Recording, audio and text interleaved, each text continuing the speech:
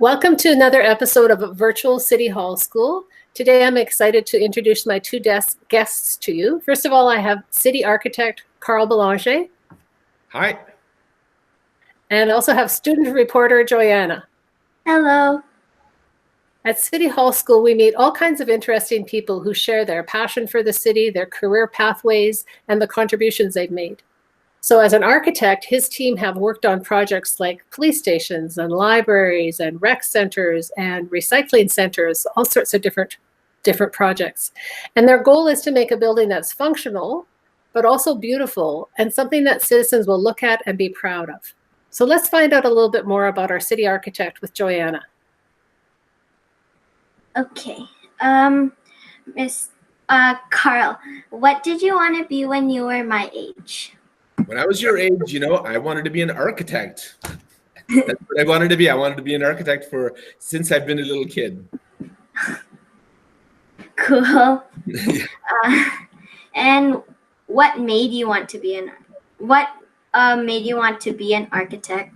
Some of the things that went into me wanting to be an architect is, as a child, I couldn't have enough Lego. I would build all kinds of structures with Lego. I'd always pester my parents to buy me more Lego because everything I wanted to build was bigger and bigger and bigger, and I always kept running out of Legos when I was building my buildings. I also enjoyed, we lived in a small town, so I used to go out and build a lot of forts, both snow forts and forts in trees, and so getting to build a lot of stuff like that was really good. And I was really good in art and math, very good in math, so the two sort of went together, and that's sort of why I always thought I should be an architect. That kind of sounds like my brother. He enjoys Legos too. And how is teamwork important when working on projects? For us, it's really, really important. We couldn't do any of the stuff that we do without teamwork.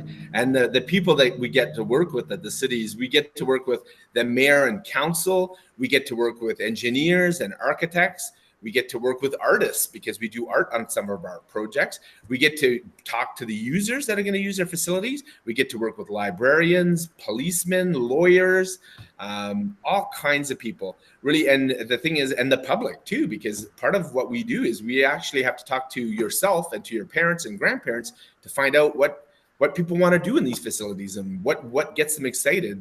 And so we have to, teamwork's paramount. We couldn't do anything. And with myself, I also have 3 architects that work with me to help me work on some of the building designs. Okay. And what is the most rewarding part of your work?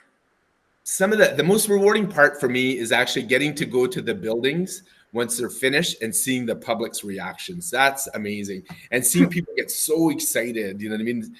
Both adults and kids.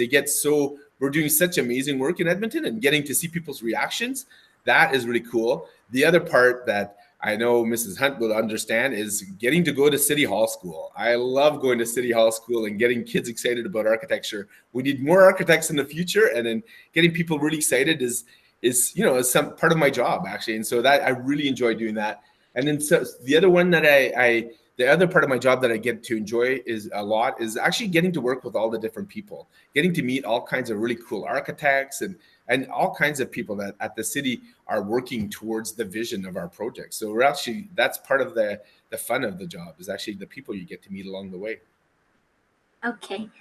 And what's the biggest challenge that you have? The biggest challenge for us is actually trying to get the most amazing building for the dollars we have, because you could always get more money, but the issue is we still have to work with a budget and trying to deliver the most amazing building we can on a timeline. That's sort of the most difficult. And then the other part is trying to incorporate everybody's wishes and wants in the building, and then making sure that everybody's happy and trying to, like I said, listen to everybody and then incorporate everything. We can't do everything, so obviously that's the challenging part, is trying to please everybody, really. Yeah. And can you name some Edmonton buildings that you are most proud of? Yeah, some of the I'll start with some of the older buildings, because we have a lot of really cool older buildings in the city. Peter Hemingway Pool is an amazing building that was built in the 70s in Coronation Park. We also have the Matart that's down in the River Valley. That's a pretty cool building, as well as City Hall and Citadel Theatre. Some of the newer buildings, I would say, are Borden Pavilion, that's in the Borden Park, as well as the new Borden swimming pool. It's all naturally filtered. And then Capilano Library is another cool building. So those are just some of them. But like I said, I almost feel sometimes like they're like my children and I can't have any favorites. I love them all. And during the lockdown, what is something that brings you joy? And what hobbies do you have? So I'm still able to work from home, which is really, really enjoyable. The other parts that I like in terms of hobbies, I love gardening. So actually being here, springtime, to start seeing the trees grow and the bulbs starting to come up, that's enjoyable. And then in terms of hobbies, I also like designing houses. So we got to move into a new house I designed last year. So what's great about working at home is being in the new house and then starting to design another house. And then the other thing that's keeping us really busy is we got a puppy over while we're at home. So we got a little puppy. His name's Hugo, and he's a lot of work, I'm telling you. So I'm happy we're at home to make sure he's doing well. Yeah. And what do you hope we all learn or take away from this pandemic experience? And what advice do you have for children like me? Advice for you really is follow your heart. Always do something that's exciting you, like, do things that you're passionate about, because in the end, that really takes you a long way. And never give up.